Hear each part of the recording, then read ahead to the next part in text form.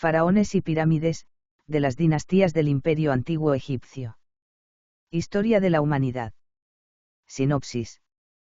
En esta gran obra se narra la historia de los faraones y pirámides, de las dinastías del Imperio Antiguo Egipcio, con temas como, el genio de Djeser, reyes dioses, la fiesta de Lebsed, la pirámide de Saqqara, la gran pirámide de Keops, entre otros. El genio de Djeser. Hacia el año 2650 a.C., tras una etapa de unos 4 siglos de duración, entra Egipto en la época de las pirámides. En comparación con estas, todas las realizaciones de la etapa anterior, algunas tan meritorias como la invención de la escritura jeroglífica o la institución del calendario astronómico, no pasan de preámbulos. Además de monumentos capaces de dejarle a uno sin aliento, las pirámides son el exponente de una época de poco más de 3 siglos de duración en la que el espíritu egipcio realizó sus mayores contribuciones a la historia de la humanidad. Muchas podrían enumerarse: implantación de un orden social más justo y equilibrado que cualquier otro de su época, desarrollo increíblemente precoz del hombre como individuo, establecimiento de escuelas de teología que, en algún caso, como en de la Menfítica, frisan en la concepción de un Dios trascendente, muy similar a la de la teología de las religiones superiores, desarrollo de una ética basada en el respeto y el amor al prójimo con un sentido muy parecido al cristiano. Reyes dioses. Pero quizá lo más admirable de los antiguos egipcios sea su escatología, su afán de inmortalidad y todos los modos de concebir la existencia posible después de la muerte, en unos casos, algo así como el Elíseo del pensamiento griego, praderas llenas de flores y fecundos trigales, cultivados por los súbditos del rey bajo la prudente guía de éste; en otros, un paraje celeste, lleno de luz y de todas las bellezas del mundo terrenal, presididas por la sin par hermosura del faraón identificado con su padre, Radio, el dios Sol; por último, un mundo tenebroso, severamente regido por un Osiris, con quien también se identifica el faraón. Como escribía en su diario de 1921 el gran artista gallego Castelao, tras su primer encuentro con lo egipcio en el Museo del Louvre: yo sentí allí la verdadera inmortalidad y bien quisiera que nuestra civilización no se hubiera apartado de las cosas del espíritu. El problema interno del Egipto de sus primeros tiempos había consistido en encontrar fórmulas de convivencia entre una aristocracia dominadora y la masa de la población dominada. La solución, impuesta por la fuerza de las armas, dio como resultado un país rigurosamente jerarquizado, con un jefe en la cúspide que no solo era rey, sino además Dios, y no un Dios cualquiera, sino el más poderoso de todos ellos, aquel que infundía su divinidad a los demás. La unificación del país y la implantación de este credo religioso costaron los derramamientos de sangre y las caídas de cabezas que aparecen sencilla y crudamente representadas en relieves como los de la Paleta de Narmer, y narrados en inscripciones como las de la peana de la estatua sedante del faraón Kasekem, en donde se consignan con la más escrupulosa exactitud los miles de muertos con que aquel sembró los campos del norte del país. Apenas resuelto de manera tan expeditiva el problema de la unidad y de la convivencia ciudadanas, comenzó a agudizarse otro, no ya social como el primero, sino espiritual.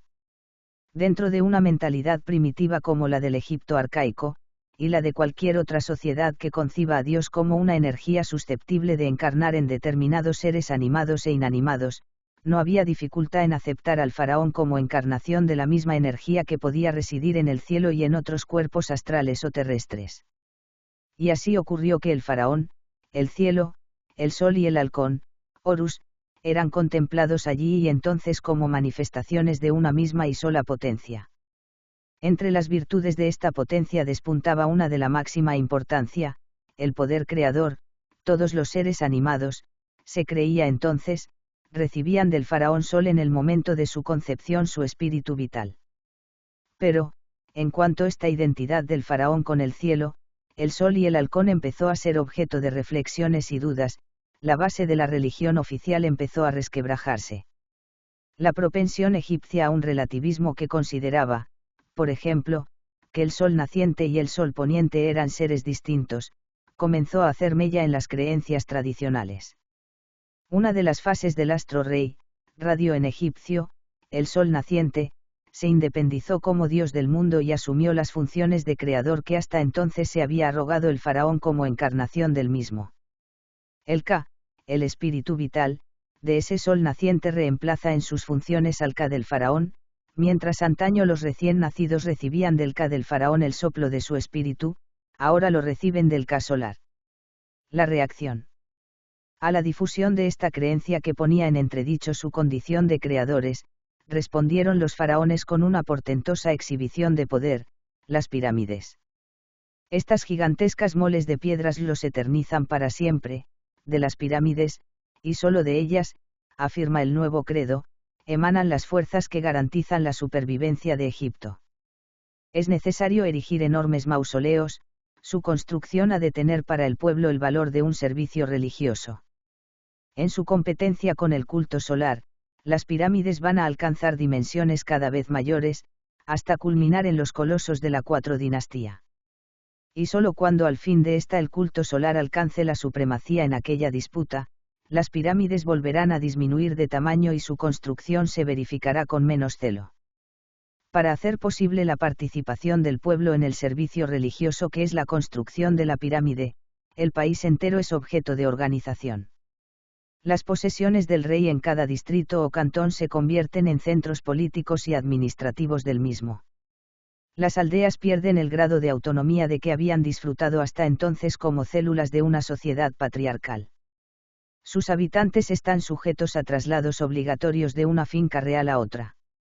Sin prestar atención a los afanes naturales del individuo y a su tendencia a echar raíces en el terruño, la propiedad privada es abolida. Todos los egipcios están al servicio del faraón. Este se cuida de ellos conforme a la capacidad, oficio y actividad de cada uno. Esta nueva situación impuso una reforma en profundidad de la administración y fomentó una nutrida burocracia. Gracias, sin embargo, a esta nueva organización, fue posible el prodigio de que hombres acabados de surgir de la prehistoria, hombres cuyas manos nunca habían hecho nada más alto que una choza o una casa de adobe, levantasen esas moles que desde entonces han sido el pasmo de la humanidad, no solo por su apariencia física, sino por el espíritu que las anima. Es sintomático que egipcios de épocas muy posteriores, dueños de expresarse entonces con cierto grado de libertad, no pronunciasen ni escribiesen una palabra contra el sistema que había hecho posibles aquellas realizaciones. Otra cosa es Heródoto, pero Heródoto es un griego, y como griego, lleno de prevención contra déspotas de la talla de Keops. No, ningún egipcio estimaría justa su semblanza de Keops, llena de errores, además. Todos los grafitos que los egipcios de épocas posteriores escribieron en las paredes, en los pasillos, en los templos de las pirámides, manifiestan solo el asombro que éstas les producían y en algún caso añaden no haber recibido en su vida impresión más honda. El estado de conservación de las pirámides varía mucho, desde las que se encuentran relativamente enteras, hasta las que son hoy poco más que una duna o un montón de cascotes. Uno de los que mejor las ha estudiado, Siglo Edwards, considera que de momento podemos dar por localizadas alrededor de 80 de ellas. Las más antiguas, sin duda, son las pirámides escalonadas, y la primera y principal de estas fue la construida en Saqqara para Djeser, el segundo faraón de la 3 dinastía, 2635-2615 a.C. Djeser y su ministro Imhotep. A ellos se debe uno de los más grandes logros de la civilización egipcia, la arquitectura en piedra, esto es, la consagración de la piedra como material de construcción que por su nobleza y su belleza no ha sido superado hasta hoy. La época tinita había utilizado la piedra como refuerzo de sus edificios de adobe, pero ahora se trata de su empleo exclusivo, algo que requería mucho trabajo y habilidad para dominarlo. Tal y como se había desenvuelto la técnica de adobe, Egipto no tenía necesidad de hacer uso de la piedra, como Mesopotamia tampoco la tuvo, ni la empleó. Si Egipto lo hizo, fue única y exclusivamente por sus creencias religiosas. Desde tiempos remotos los egipcios venían dando muestras de una profunda aspiración a encontrar un material eterno, no tanto para construir edificios como para hacer cosas indestructibles. Ya en el círculo de la cultura neolítica badariense se ve que no se conforman con la cerámica, y hacen recipientes de piedras durísimas, basalto, pórfido, serpentina, más aptas para hachas, azadas y mazas que para vasijas. Pero una aspiración no es una necesidad, y por eso la piedra no se aplicó al principio a toda la arquitectura, civil o religiosa. La razón de que no se hayan conservado restos de templos, palacios y otros edificios del Imperio Antiguo hay que buscarla en el hecho de que no eran de piedra, sino de adobe y de madera. La arquitectura en piedra nació, pues, para los muertos, y a ellos estuvo reservada al principio. Sus cualidades de dureza y permanencia hacían de la piedra el material idóneo para el reposo de los difuntos y la custodia y conservación de sus ajuares. Y así fueron las tumbas las primeras en beneficiarse de ella. El proceso gradual de su desarrollo, la que pudiéramos llamar gestación de la arquitectura en piedra, se deja seguir a lo largo de las dos primeras dinastías, cuando la piedra es solo un elemento más junto al adobe y la madera. Así se construyeron durante las dinastías 1 y 2 mastabas y túmulos que, si no son palacios funerarios, merecen por lo menos el calificativo de mansiones. Pero, tras ellos se produce un salto de tal magnitud que solo se puede explicar como fruto de un afán nunca antes sentido. En efecto, de pronto, como un meteoro, una arquitectura deslumbrante, jamás vista por el hombre, surge a comienzos de la 3 dinastía, la verdadera arquitectura en piedra. Djeser ha encontrado en ella el instrumento con que hacer ostensible la divinidad del faraón, la eternidad de su poder. Sobre el nacimiento de esta arquitectura flota un personaje tan fuera de lo común, que pese a su condición de histórico, la posteridad hizo de él un héroe mitológico. Se llama Imhotep. 2000 años después de muerto lo encontramos en el Egipto helenístico, con el nombre de Imutes, convertido en dios de la medicina, equiparado al Esculapio grecorromano. En vida le fueron confiados por su señor, Djeser, los cargos de mayor responsabilidad del país: gran visir, juez supremo, inspector de la Real Secretaría, portador del Real Sello, arquitecto de todas las obras del rey, inspector de todo lo que el cielo trae, la tierra cría y el Nilo aporta. Esta universalidad de Imhotep, difícil de concebir en épocas posteriores, solo podía manifestarse justificadamente en los estadios iniciales de una gran civilización, cuando todo tenía que ser, primero, inventado y, después, organizado. Una de las inscripciones de Saqqara aporta un dato más acerca de este curioso personaje: era sacerdote de Heliópolis. Esta faceta era la que faltaba para completar su perfil como el de un mago que, en el umbral entre la prehistoria y la historia, cuando aún la medicina y la magia no estaban separadas, alcanzó un prestigio por su saber y su talento que las generaciones venideras no pudieron olvidar. Y si esta fue la principal razón para que lo divinizasen, no hay duda de que a ello contribuyeron también sus realizaciones como arquitecto, pues el recinto funerario de Saqqara fue visitado y reverenciado durante toda la antigüedad, y si se miran, así las cosas, resulta que al igual que la medicina de Imhotep, también su arquitectura es inseparable de la magia, más aún, entra de lleno en el mundo de lo mágico religioso. La fiesta del Ebsed. En efecto, el vasto conjunto monumental de Saqqara no es solo un mausoleo real, sino un escenario de actividades mágicas, donde el Ka del faraón va a seguir desempeñando ciertos cometidos durante toda la eternidad. Su función primordial será la de la renovación de su juventud y de su fuerza, sin las cuales su figura sería inoperante. Vistas las raíces prehistóricas de esta creencia, veamos ahora en qué consistía la ceremonia correspondiente. Componían el Ebsed, o fiesta de renovación de la realeza, varios actos rituales, el más importante de los cuales era la repetición de la ceremonia de la coronación del faraón como rey de las dos mitades del país. La ceremonia requería como escenario un espacio descubierto rodeado de las capillas de todos los dioses. Un cortejo presidido por un sacerdote visitaba primero las capillas de los dioses de los cantones del Alto Egipto y recababa su consentimiento para que la realeza del faraón fuese renovada. Una vez que todos habían dado su anuencia, el rey ocupaba el trono, cubierto de baldaquino, en el extremo meridional del patio y allí era coronado como rey del Alto Egipto con la corona blanca del mismo. La ceremonia se repetía después, punto por punto, ante los dioses del Bajo Egipto, con idéntico resultado, la coronación del rey con la corona roja de esta mitad del país. Seguidamente se procedía a la unificación, ceremonia consistente en atar dos plantas simbólicas a los lados de una estaca, el loto del sur y el papiro del norte, la zona del delta del Nilo. Pero la celebración de estos actos dependía de otro realizado previamente y muy característico de las monarquías sacerdotales primitivas, una carrera a pie en la que el rey, desnudo, con un flagelo en la mano, había de poner en evidencia una buena forma física cubriendo con la debida rapidez una ruta prescrita. Por un afortunado hallazgo nos es dado hoy ver a Djeser en un relieve cumpliendo con este rito. En esta carrera, se nos dice, le acompañaban su perro y el sacerdote de las almas de Nequen, esto es, de los reyes del Egipto prehistórico. Con esta prueba de agilidad el rey garantizaba la fertilidad de los campos del país. La pirámide de Saqqara. Así se la viene llamando desde que existe la egiptología y pese a no tener la forma de una pirámide, sino más bien la de una mastaba escalonada, o tal vez mejor la de una superposición de mastabas. Las excavaciones y exploraciones del siglo actual, a las que dedicó sus mejores afanes el francés Jean-Philippe Lauer, pusieron al descubierto que lo que antaño se veía, la pirámide, no estaba sola en las arenas del desierto, sino rodeada de otros muchos edificios. Lo que aglutinaba a estos elementos en un todo compacto era una muralla que lo encerraba en un rectángulo de 544,90 metros de largo por 277,60 de ancho.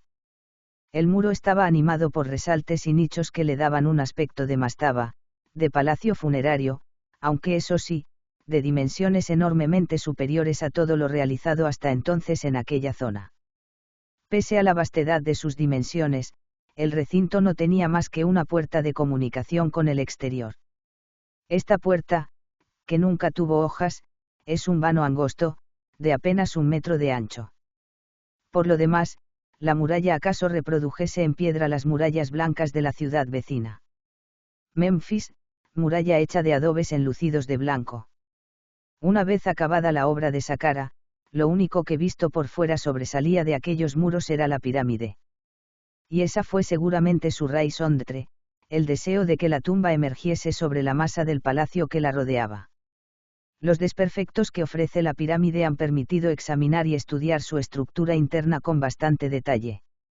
De esto se deduce que la pirámide no fue el resultado de un proyecto, sino de una serie de tanteos sucesivos que dieron por resultado una mole de 6 escalones, de alturas desiguales, hasta alcanzar la pasmosa de 60 metros. Primero se edificó una mastaba cuadrada, de 63 metros de lado por 8 de altura, después se le añadió por los lados una segunda capa de caliza de tura, de 3 metros de ancho, pero 60 centímetros más baja que el edificio original, dando así lugar a una incipiente mastaba escalonada. A todo esto, se le sumó por el lado oriental una ampliación de 6 metros de espesor, que convertía el cuadrado de la planta existente en un rectángulo. Antes de revestir de caliza de tura, este nuevo anejo, el resto se construía con caliza local de calidad inferior, hubo un cambio completo de proyecto, la mastaba fue transformada en el primero de los escalones de una pirámide de 4. Por su lado norte se comenzó a construir un templo funerario, pero antes de que las dos obras se acabasen se produjo un nuevo cambio de plan, el quinto, consistente en ampliar la pirámide hacia el norte y hacia el oeste y en darle mayor altura, añadiéndole 2 escalones más. La enorme mole de la pirámide, dominadora de una amplia perspectiva y, por tanto, visible desde grandes distancias, coronaba un laberinto subterráneo de corredores y cámaras. La principal de estas, la del sarcófago, situada en el centro, se hallaba a 28 metros de profundidad en el subsuelo. Una losa de 2 metros de longitud y 3 toneladas de peso cerró definitivamente el acceso a aquella cámara después del sepelio. Las estancias vecinas, algunas sin terminar, imitaban los aposentos de un palacio y sus decoraciones, con relieves de alabastro y mosaicos de loza, inspirados en esteras. Alrededor de la pirámide, una serie de edificios y patios completan el escenario que Djeser preparó para su vida de ultratumba, templo funerario, patios y capillas del Alto y del Bajo Egipto, patios del Ebsed, patio del Serdab, etc. Ningún otro faraón tuvo un mausoleo tan amplio y suntuoso, en ninguna pirámide se vuelve a encontrar, por ejemplo, el patio del Ebsed. Muchos edificios son puramente simbólicos, forman parte de una escenografía como la que hoy se construye para rodar los exteriores de una película, a espaldas de sus fachadas no hay más que un relleno de piedra. Habría sido facilísimo dotarlos de un interior normal, pero no se hizo así, primero porque no era necesario, segundo, porque los egipcios nunca mostraron interés por la organización de espacios interiores, mucho más que eso les importaba la colocación de los volúmenes en el espacio exterior, la obra humana en el cosmos. No obstante, las grandes dimensiones del monumento, el modo de emplear la piedra es sumamente tímido y cauteloso. Los sillares son pequeñísimos, poco más que copias de adobes, los tambores de las columnas no pasan de 25 centímetros de alto. Por ninguna parte se ven los gigantescos bloques de algunas mastabas, ni el sistema de sillería colosal propio de las pirámides clásicas. Parece evidente que uno de los inventos de Imhotep fue la columna de piedra, pero no exenta, sino adosada siempre a un muro. Tal vez por no saber el resultado que podría dar, Imhotep no quiso correr el albur de ponerla a prueba. Y, sin embargo, sus columnas son primorosas, tanto las acostilladas del monumental pórtico de acceso, como las adosadas al muro oriental del patio del Bajo Egipto. Sus capiteles papiriformes hacen de aquel muro uno de los rincones más bellos de Saqqara.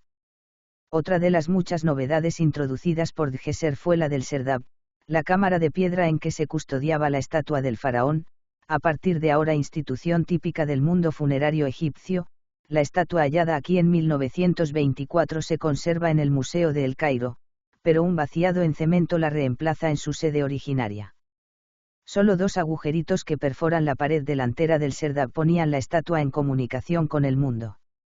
Allí dentro, en la densa oscuridad, estaba sentada y petrificada la figura del rey. Solo aquellos dos diminutos orificios la enlazaban con el mundo exterior, solo ellos le permitían seguir contemplándolo con sus ojos de cristal y aspirar el perfume del incienso que los vivos quemaban en su honor. Aún el actual vaciado de la estatua, colocado en este lugar, produce en el espectador la impresión de hallarse ante el Rey Dios, que vela por el mundo desde la oscuridad y el silencio de su tumba. Poco importa que tanto los ojos de cristal, incrustados en cuencas de cobre, como la nariz y la barba postiza, hayan sufrido las consecuencias de las depreciaciones. La majestad que emana de aquella cabeza de león, con sus ojos hundidos y sus mejillas huesudas, permanece inalterada. Su mano izquierda se apoya en el muslo del mismo lado, juntos los dedos, abierta y tensa, la palma boca abajo. Esta postura de la mano produce tal impresión de energía y de poder, que todos los faraones del futuro la harán suya en sus estatuas. Esto es lo que la estatua de este hombre, Djeser, nos dice a los modernos. Otra cosa les decía a los egipcios antiguos. Para estos no era ni una obra de arte ni una especie de momia petrificada, sino, por encima de todo, la sede única donde el caerrabundo del faraón podía regresar a la vuelta de sus muchos y largos peregrinajes.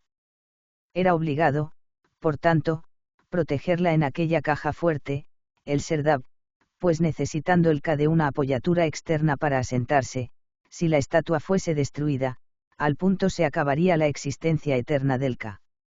Antes de que se terminase la obra de la pirámide de Saqqara, ya estaban enterrados debajo de ella, en sus respectivas cámaras, 10 personajes de la familia del rey, mujeres e hijos fallecidos antes que él. Uno más fue sepultado con posterioridad. Debajo de los bancales del lado occidental del recinto se abrían otras muchas tumbas, de modo que Djeser se encontraba rodeado de los suyos, tal vez de su corte entera, en su reino de ultratumba. Las grandes pirámides. La primera impresión del viajero que contempla las pirámides de Giza desde un avión o tiene a la vista una fotografía aérea de la gran necrópolis es la de estar contemplando una ordenación geométrica de sencilla y radical racionalidad. En el centro, presidiendo el conjunto, las tres grandes masas piramidales y sus adláteres menores, al este, al oeste y al sureste, grandes grupos de mastabas alineadas en calles paralelas y otras perpendiculares. Personalmente no conozco otro complejo arqueológico antiguo que ofrezca al espectador tanta jerarquía y tanta ordenación. Más allá, el desierto como fondo siempre presente de la cultura egipcia. Pues bien, a pesar de ello, pocos monumentos erigidos por el hombre han suscitado en la mente humana tanto misterio y tanta irracionalidad, tal vez porque las pirámides, desde que fueron construidas, son un símbolo histórico, pero también lo son mágico y trascendente. Fueron admiradas desde la antigüedad, se las incluyó entre las maravillas del mundo, son, en suma, la obra del hombre que ha despertado más admiración.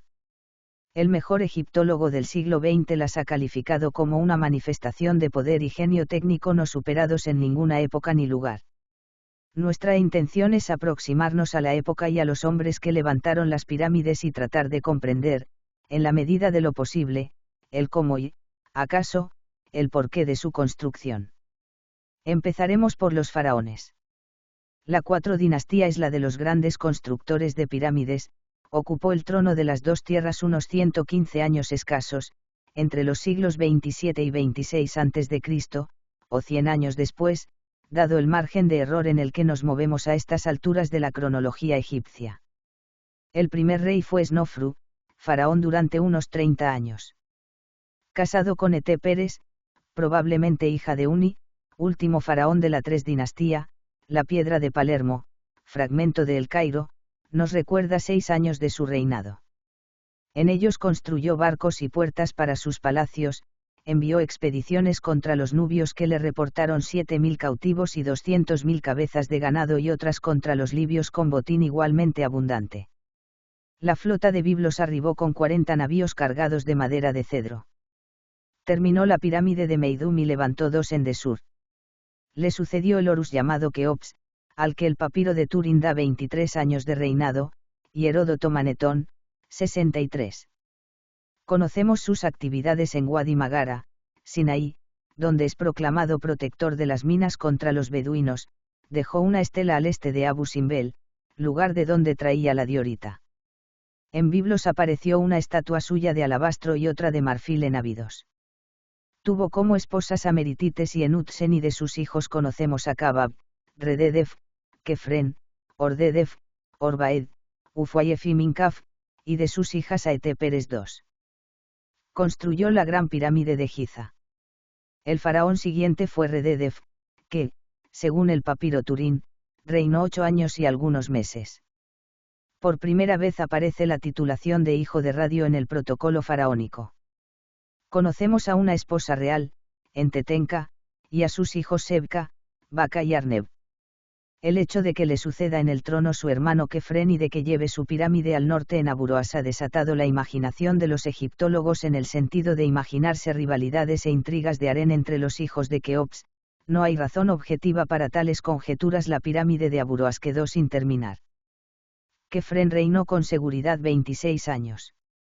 Su esposa fue Camererneti I y acaso también Meresan II. Sus hijos. Menkaure, Micerinos, Nicaure y Seemkare. Durante su reinado adquiere importancia decisiva el culto de radio introducido por su antecesor. Construyó un templo a Armaquis y la pirámide de Giza. Hay un posible faraón después de Kefren llamado Vichens por Manetón, a quien habría que atribuir la pirámide de Sabiet el Arian. Después, reinaría durante 28 años Menkaure, Micerinos, hijo de Kefren y de Camererneti. Su esposa, y hermana, fue Camererneti II, y su hijo mayor, Quenre, murió muy joven. Construyó la tercera pirámide de Giza, y su culto funerario está atestiguado por el decreto de Sepseskaf y los sucesivos de Merenrey Pepi II. Finalmente, la reina Sepseskaf terminó el templo de Micerinos durante su breve reinado de 4 años y algunos meses. Construyó su tumba en forma de mastaba al sur de Giza en Saqqara llamada Mastabat al-Faraón. Estos son los reyes de la dinastía y casi todo lo que sabernos sobre su actividad. Si nos preguntamos por el Estado y su organización, la respuesta será que desconocemos casi todo, pero es evidente que debió ser complicado y sin duda el primer gran Estado que conoció la humanidad. Interesa destacar la figura del visir, por su relativa analogía con las monarquías orientales de época islámica. Es la cabeza eje la administración en todos sus ramos. Durante la dinastía que estudiamos era normal que el cargo estuviera en manos de un príncipe de la sangre, dadas las tendencias centralistas que predominaban en la política real. Sabemos que había distintos departamentos en el gobierno, pero no podemos especificar en detalle sus competencias. Algo mejor conocemos la corte y sus servidores, nobles o no, que se ocupan del servicio personal del rey y de su familia, portaestandarte, barberos, portadores de coronas y, en lugar destacado, los médicos reales, entre los que se distinguen ya especialidades, amén de escribas. La realeza. Conviene a nuestro propósito plantearnos, siquiera sea en líneas generales, lo que se ha llamado la posición del rey en cuanto a una teoría de la realeza. Durante mucho tiempo creyeron los egiptólogos que el faraón egipcio, especialmente durante el Imperio Antiguo, era un auténtico dios. Había para tal creencia argumentos fuertes. Entre las muchas denominaciones que recibía, la de Dios grande, tomada al pie de la letra, conducía a la conclusión señalada. La revisión realizada en los últimos 20 años ha ido aclarando el problema. Geposener insistió en que las inscripciones de tipo honorífico no pueden utilizarse sin crítica, como ocurre en todas las épocas, incluso en culturas mucho más secularizadas. En muchos casos las expresiones alusivas a la divinidad del faraón no tienen otra traducción posible que lo que entendemos hoy por frases como la de Santo Padre, refiriéndonos a un papa que puede ser un pecador, o hablando de una beldad de carne y hueso, decir que es una Venus. Por otra parte, la tradición meraria recogida en textos tan comemos como el papiro Bestkar acentúan el carácter humano del faraón. De Wildung afirma que la auténtica divinidad parece que la perdió el rey ya a comienzos de la historia. Solo la conserva cuando actúa en los negocios humanos ex cátedra, en función oficial, entonces adquiere propiedades divinas para cumplir una función determinada, sin ser Dios. Esta divinidad, limitada a un fin concreto, del rey reinante es intrínseca a la institución real, no al representante temporal de la magistratura. No cabe duda de que el faraón es un intermediario entre los dioses y los hombres y, como tal, después de la muerte tendrá culto funerario, que hay que mantener mediante dotaciones de bienes, en algunos casos muy importantes. Sobre todo, el rey tiene un destino después de la muerte, que consiste esencialmente en su incorporación al mundo de los dioses. Los textos de las pirámides son una preciosa fuente de información, sobre todo este proceso de deificación, y aunque puestos por escrito en la 5 dinastía, su contenido puede, sin duda, remontarse a la 4 e incluso, según Sete, mucho más atrás. Hace algunos años Espiegel ha recompuesto todo el ceremonial que se desarrolla desde el Templo del Valle hasta el entierro en la cámara funeraria, pasando por las ceremonias del templo adosado a la pirámide. Como decíamos al principio, las tumbas reales están rodeadas por las mamabas de toda la nobleza, hoy bien conocidas gracias a la paciente labor de Junker, Reisner y Siglo Hassan, entre otros, que dedicaron su vida a la necrópolis de Giza. Esta nobleza ostenta una serie de títulos y cargos que han sido catalogados por Baer. No obstante, poseemos pocas biografías propiamente dichas. Citaremos la de Meten, que puede servir de paradigma. Era un rico terrateniente del Delta. Entre lo heredado de sus padres y lo adquirido por él, más lo recibido por sus cargos sacerdotales, poseía unas 200 hectáreas de la mejor tierra del mundo. Nos habla con orgullo de su casa con jardín, estanque y árboles.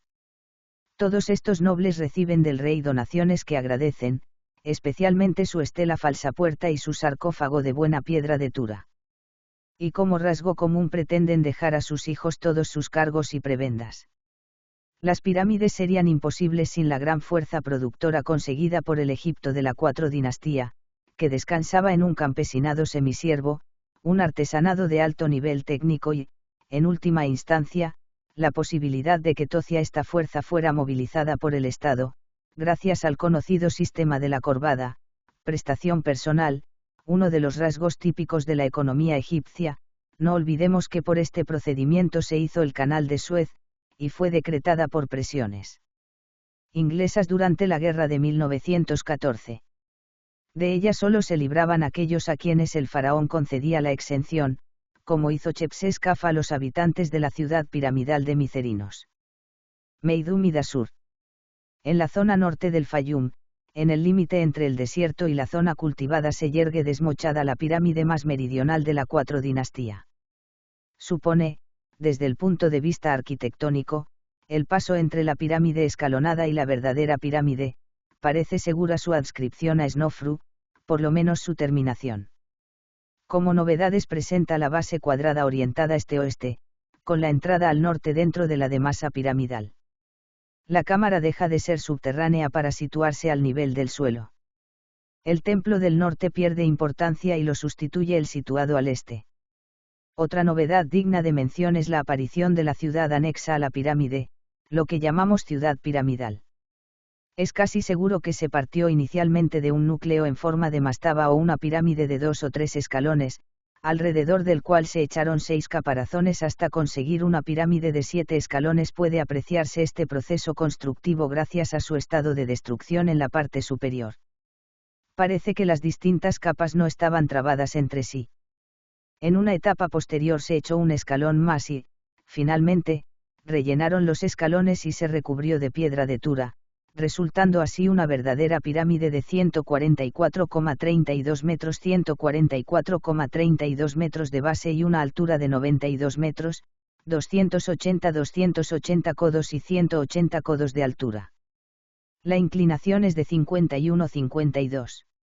En la cara norte se abre la entrada a 18,50 metros del suelo, lo que origina ciertas molestias a los visitantes actuales, y desde allí arranca un corredor descendente con una pendiente de 27 grados 5, primero a través de la masa constructiva y después perforado en la roca, hasta los 54 metros desde donde continúa horizontal otros 10,5 majestad. En ese punto se hallan un pozo de uso desconocido y 2 nichos laterales, cuya finalidad se discute, aunque predomina la idea de que sirvieron para fines culturales o bien para contener las piedras de cierre. Desde este lugar se asciende por un estrecho acceso a la cámara funeraria situada a 6,5 metros por encima del corredor, con unas dimensiones de 6,50 metros, 2,5 metros y cubierta por una bóveda hecha por aproximación de hiladas de 5,5 metros de altura. Cuando Maspero la exploró ya no estaba el sarcófago, aunque Petri halló restos de uno de madera. Los edificios anejos son los característicos del complejo piramidal, el templo funerario adosado por el este a la pirámide, un simple lugar de ofrendas con mesa de ofrendas, 2 estelas anepígrafas, sin inscripciones, la calzada, hoy completamente perdida, de 214 metros de longitud y, finalmente, el templo del valle del que apenas quedan restos. Un canal conducía hasta el río. Según Petrie, el gran pozo al norte, en el que se encontró un sarcófago de madera, correspondía a una mastaba real. Al este de la pirámide se supone que se asentaba la ciudad piramidal. Para terminar con Meidum, citaremos las mastabas de los príncipes Nefermaat y Raot, así como la capilla de Atet, esposa de Nefermaat, que produjo las famosas pinturas murales que se reparten en el Asmolean Museum y el de El Cairo. Dasur, a unos 40 kilómetros al norte de Meidum, ofrece al viajero que pasa por la carretera paralela al río un espectáculo grandioso con sus 2 pirámides, recortándose en el horizonte sobre el fondo amarillo del desierto occidental. La del sur, denominada de doble vertiente o pirámide romboidal, es la primera que fue planificada como una verdadera pirámide geométrica. Wilkinson sugirió que la parte superior había sido terminada deprisa y por ello se había reducido la altura, teoría apoyada por Perring y mantenida por Edwards. Recientemente Stadelman ha puntualizado algunos hechos que creemos de interés. Fue proyectada después de terminar la segunda fase de Meidum, poco posterior al año 12 de Snofru, sobre una superficie cuadrada de 188,60 metros de lado, igual 360 codos, y con un ángulo de inclinación de 54 grados 31,13 en el arranque. Se asienta sobre una roca de naturaleza arcillosa de rizarra estratificada y resulta relativamente blanda. Aún hoy se pueden ver las grietas producidas por el peso. Esta debió ser la causa de que se abandonara el trabajo cuando se había alcanzado una altura de 49,07 majestad. Pasados unos años se reemprendió la construcción con un ángulo de 43 grados 21 hasta una altura de 101,15 metros, mientras que con el ángulo inicial hubiera llegado a los 132 majestad. Externamente es la mejor conservada, ya que se puede ver el revestimiento de piedra de Tura, quizá debido a que los bloques no están dispuestos en posición horizontal, sino inclinados hacia el interior. Otra notable singularidad de esta pirámide es el hecho de tener dos accesos independientes, uno al norte que se abre en la cara de la pirámide, casi en el centro, a una altura de 11,80 metros, tiene sección cuadrada de 1,06 metros de ancho, 1,10 metros de alto y una inclinación de 25 grados 24. Desciende a través de la masa piramidal y de la roca unos 75 metros de longitud, desembocando en la antecámara abovedada de 12,60 metros de altura. En la pared sur de esta, a 6,52 metros del suelo, se abre la cámara funeraria de 6,52 metros 5 metros, cerrada por una bóveda de embudo. Dicha cámara en su muro sur se abre a un pasadizo que conduce a un pozo, que cuando se excavó estaba lleno de piedras, tal vez preparadas para cerrar el acceso, aunque nunca se emplearon. Desde la pared superior de la bóveda de la cámara parte un pasadizo de 1,50 metros y 15,30 metros de largo, que asciende hasta el suelo del segundo corredor de acceso. Este tiene su entrada en la cara oeste en un punto desviado hacia el sur unos 13 metros y 33,32 metros de altura del suelo.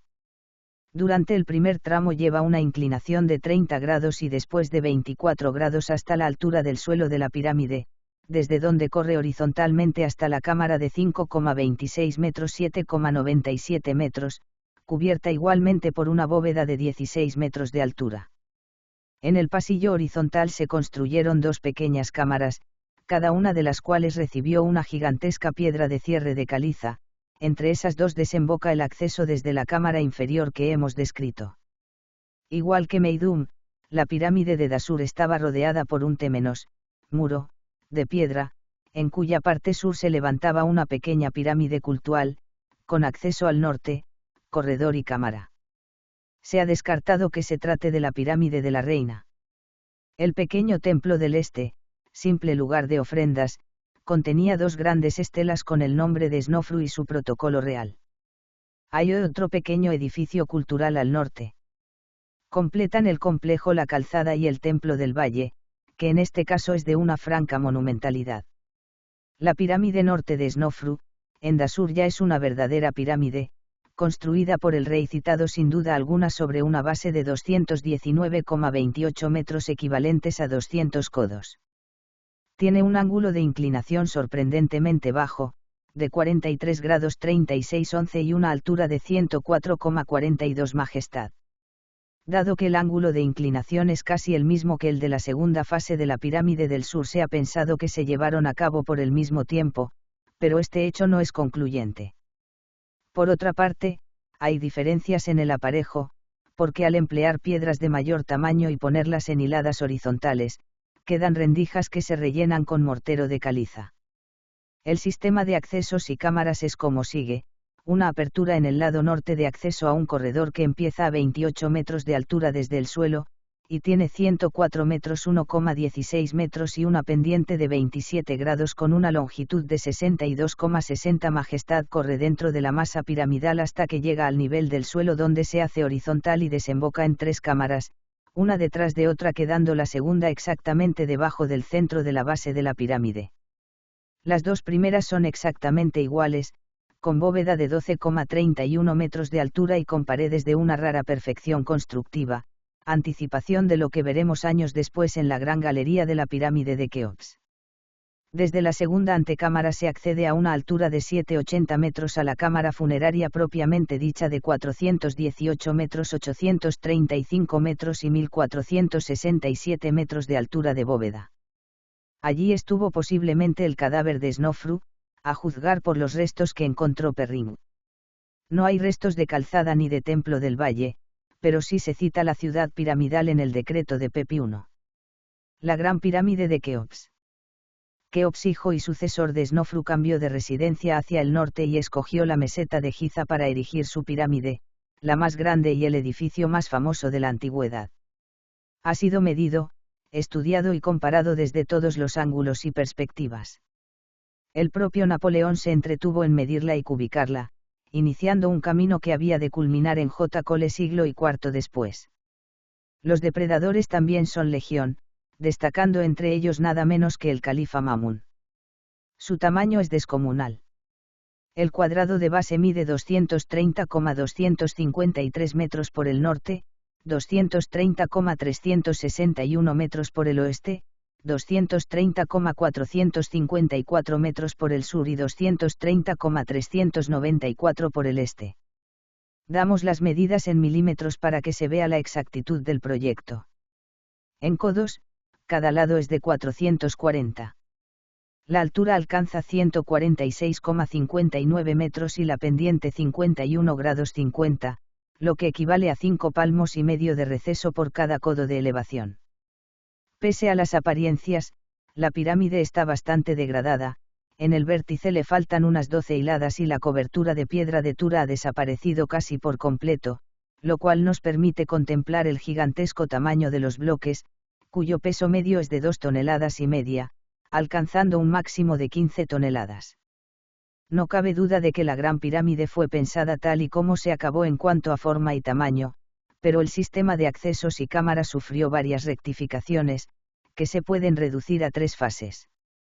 En la primera se construyó la entrada en el lado norte atravesando la masa piramidal y continuando a través de la roca con la sección acostumbrada de 1,09 metros, 1,20 metros y una longitud de 105,34 metros, a partir de los cuales se torna horizontal y desemboca en la cámara funeraria, de 14,06 metros, 8,36 metros y una cultura variable de 3 a 4 metros, cámara que quedó inacabada. En un momento posterior se perforó el techo del corredor descendente y se abrió un nuevo acceso ascendente, atravesando la masa piramidal del mismo tipo que la parte descendente ya descrita, pero en su última parte fue construido al mismo tiempo que se hacia la pirámide, y a los 30 metros da paso a uno horizontal, ligeramente más alto, al final del cual está una cámara exactamente en el eje vertical de la pirámide, situada en la masa piramidal a 21,19 metros sobre el nivel del suelo. Tiene unas dimensiones de 5,23 metros, 5,76 metros y una altura de 6,26 majestad. Los árabes la llamaron la Cámara de la Reina y desde entonces ha conservado este nombre.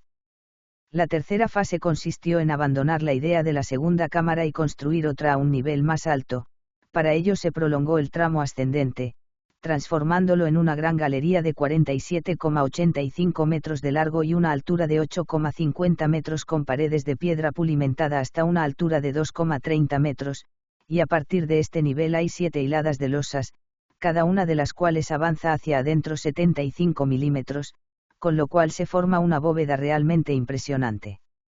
Al final de la gran galería se accede a un estrecho pasadizo, donde estuvo el mecanismo de cierre mediante grandes bloques, y a continuación la cámara que se llama del Rey, construida de granito en su totalidad, de 5,24 metros, 10,48 metros y 5,8 metros de alto.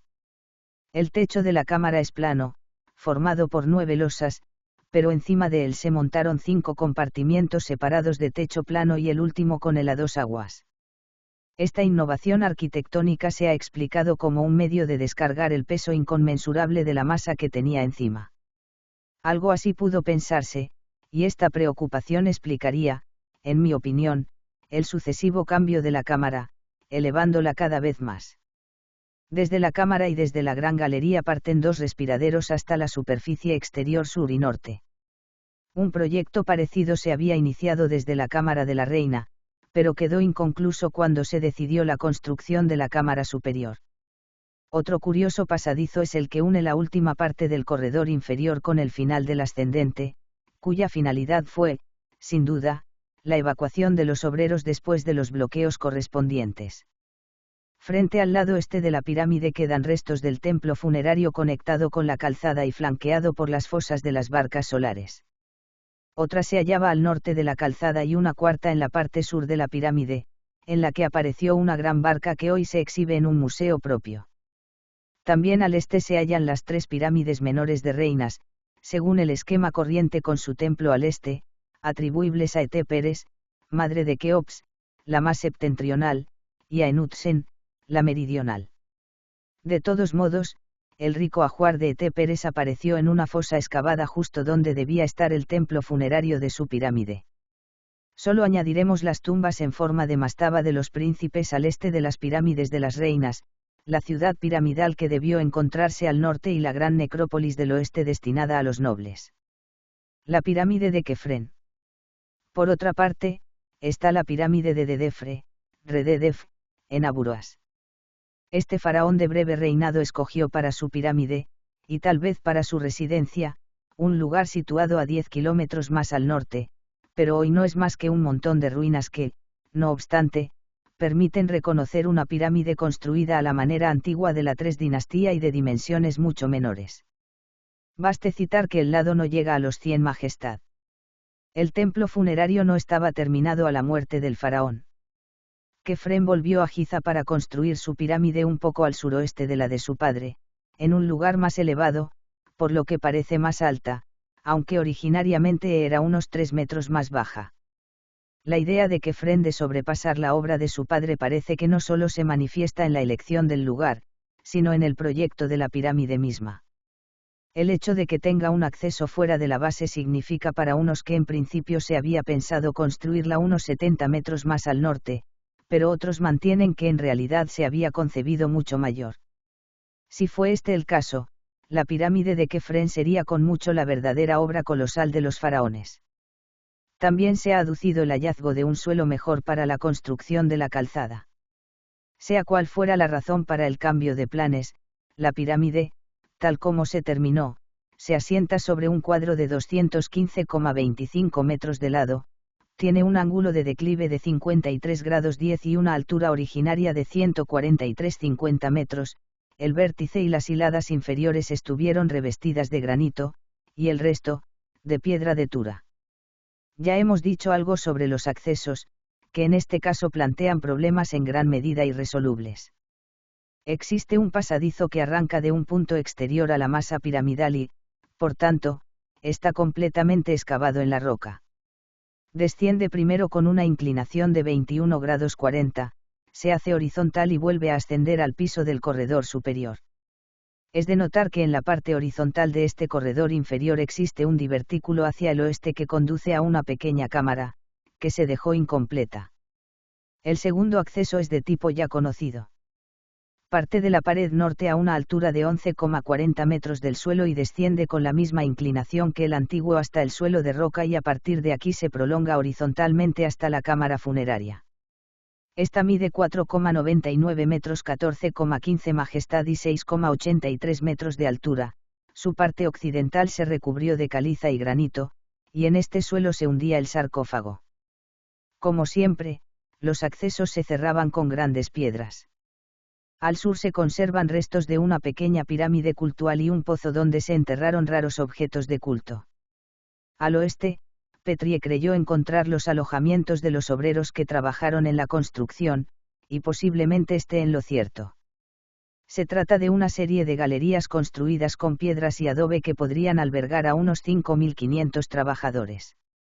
Al este se halla el templo funerario, que en este caso es una maravilla arquitectónica de dimensiones poco comunes. 111 metros 56 metros, del que desgraciadamente no queda casi nada. Una calzada de 494 metros de largo lo unía al templo del valle, junto al cual se halla la famosa Esfinge, otra de las grandes obras egipcias, tallada en la roca natural en tiempos de Kefren. Cuerpo de león con cabeza humana, que mide de la cabeza a la cola unos 80 metros, más adelante identificada con el dios Armachis, ver Historia 16, número 71. La pirámide de Micerinos fue construida en el extremo sur de la meseta de Giza. Al contrario que la de Kefren, se proyectó más pequeña, como demuestra su primer sistema de accesos, y más tarde se amplió. De todos modos, aún después de la ampliación resultó la menor de las tres de Giza. La base mide 102,20 metros, ángulo de 51 grados 10,30 y altura de 65,13 majestad. La parte superior va recubierta de piedra de Tura, y las 16 hiladas inferiores, de granito. Internamente, según Edwards, los accesos fueron planificados al menos 2 veces y probablemente 3. Primero se construyó un corredor descendente a través de la roca que conducía a una cámara rectangular orientada de este a oeste. Cuando se abandonó este proyecto y la pirámide fue ampliada, se profundizó la cámara y se construyó un corredor debajo del antiguo que arranca del lado norte, solo a 3,97 metros sobre el nivel del suelo desciende con una inclinación de 26 grados 2 a una antecámara cuyas paredes están decoradas con 26 nichos, falsas puertas, continua horizontal y, finalmente llega a la segunda cámara. El último remodelado del conjunto consistió en añadir 2 cámaras más a una profundidad mayor y una rampa desde la superior. El sarcófago de Micerinos, de basalto, con las caras exteriores decoradas en relieve, fue encontrado por Visey. No llegó a su destino, Gran Bretaña, pues se perdió al naufragar el barco que lo transportaba frente a las costas de Cartagena. Creo que en la actualidad se están haciendo gestiones para rescatarlo. Al sur se alinean 3 pirámides menores que quedaron inconclusas, y sin identificación de las personas a quienes pertenecieron. Hay posibilidades de que la primera fuera la de Camerernet II. Tanto el templo funerario del este como el del valle produjeron gran número de estatuas y estatuillas, que se cuentan entre las mejores del Imperio Antiguo. En esta enumeración de las pirámides de la 4 dinastía prescindiremos de la inacabada de Sabyet el-Arian, atribuida a un faraón cuyo nombre podría leerse Nebka, y del que diremos podría identificarse con Vicheris. Concluiremos con una tumba en forma de mastaba que se levanta mocha y plana en medio del desierto de Saqqara, llamada por los árabes Mastabat al-Faraum. Es la tumba de Sepseskaf. Se trata de una mastaba de 99,60 metros de lado por 74,40 y 18,70 metros de alto con una inclinación de 65 grados. La construcción de las pirámides era una tarea específica del visir, entre cuyos títulos figuraba en lugar destacado el de jefe de todos los trabajos públicos del rey. Pero como no era necesariamente un técnico, necesitaba la colaboración de un arquitecto real, e incluso sabemos que el propio monarca acudía a las obras para inspeccionarlas y darles su real aprobación. Durante la 5 dinastías se produjo el hecho desgraciado de un visir que muere de repente en el transcurso de una visita real a una obra de este tipo. Por varias razones se ha pensado que podemos identificar a una familia de técnicos en pirámides, como ocurre con Nefermat de Meidum y su hijo Emiunu, representados en estatuas procedentes de Giza, hoy en el Pelizaeus Museum. Al primero se le atribuye la pirámide de Meidum y al segundo la de Keops. La lista de artesanos y obreros de todo tipo que intervenían directa o indirectamente en la construcción es interminable y se han dado cifras para todos los gustos. En tiempos se pensaba en 1 millón y hoy se admite que pudieron ser, para las pirámides grandes, de 10.000 a 30.000. Los tajos eran fundamentalmente el de las inmediaciones, donde se extraía la piedra para la elevación del núcleo piramidal, las canteras de Tura, al otro lado del Nilo y a unos 20 kilómetros de distancia de las que proporcionaban la caliza de revestimiento, finalmente, las canteras alejadas hasta lugares tan remotos como Asuán o Abu Simbel, en el corazón de Nubia, a donde se iba a buscar granito y diorita para los revestimientos de lujo, pasando por muchos otros lugares del Alto Egipto. Abundantes en piedras especiales. Como es natural, las faenas de transporte eran complicadas y difíciles si tenemos en cuenta que muchos bloques transportados pesaban hasta 15 toneladas. La mano de obra de canteros y transportistas se movilizaba por el régimen de corvada, se distribuía en equipos y cada uno comprendía 5 pelotones de 10 hombres cada uno. Una vez extraídos los materiales se transportaban al río, que también recibía por el norte los procedentes de Biblos o el Sinaí, y navegando aguas arriba o abajo llegaban al desembarcadero del Templo del Valle, desde donde volvían a viajar por tierra hasta pie de obra. Allí y en las canteras trabajaban muchos oficios, escribas, arquitectos, capataces, escultores, picapedreros, fabricantes de herramientas, carpinteros y toda la gama de oficios auxiliares, como panaderos, cerveceros, tejedores, ceramistas, alpargateros, aguadores, etc. Ahora bien, ¿cómo se construyeron las pirámides?